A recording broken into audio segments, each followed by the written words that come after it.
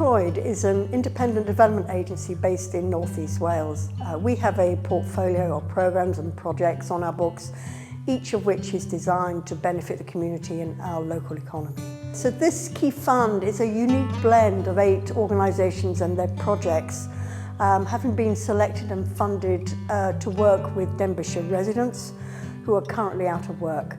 And they provide a fresh and innovative approach to removing barriers to work. Projects have engaged with over 350 Denbighshire residents so far. Bydd y Gronfa Outdoor Education Centre near Llangollen have a project called Confident Denbighshire. This is 5 groups of people, each of which go through a 2-week residential there in teepees or shepherd's huts, where they do confidence building activities such as hiking and climbing, cooking and gardening and canoeing on the river there, the River Dee. And then a phase 2 for that would be 1 day a week coming into the centre to volunteer there and receive mentoring by the staff.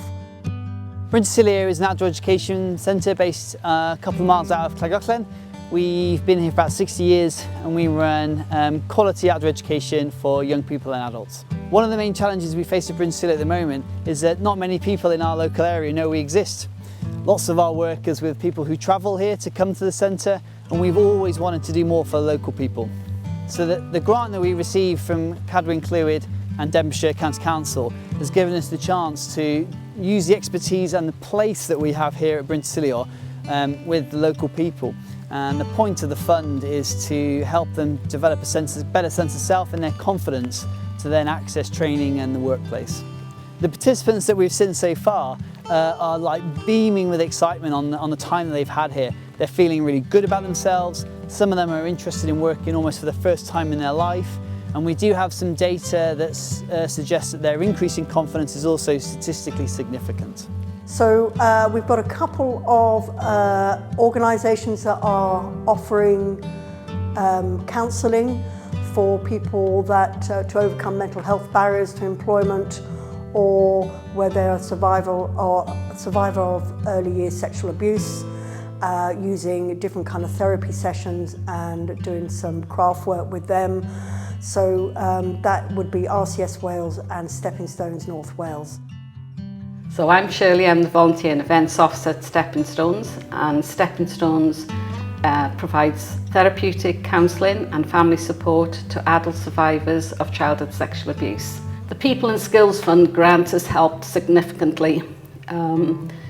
It's a concept we've thought about for a long time. We try and treat our clients as we have a holistic approach, so we don't just provide counselling, that's the basis and core of our support, but we try to look at the person as a whole. What do they need? And we knew that support right from the minute they make that phone call and that they're on our waiting list through counselling and beyond was so important.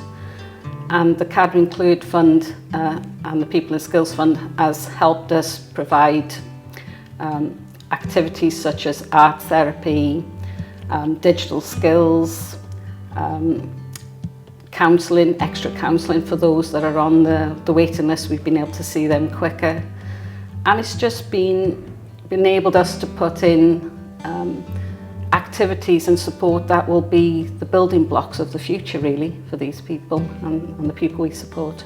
The art therapy groups, and I would imagine as well as all of the other groups that are offered, really help on so many levels in terms of the quality of life, I suppose, of the people who are on the waiting list. So as an example, isolation features quite a lot for lots of clients, difficulty coming out of the house.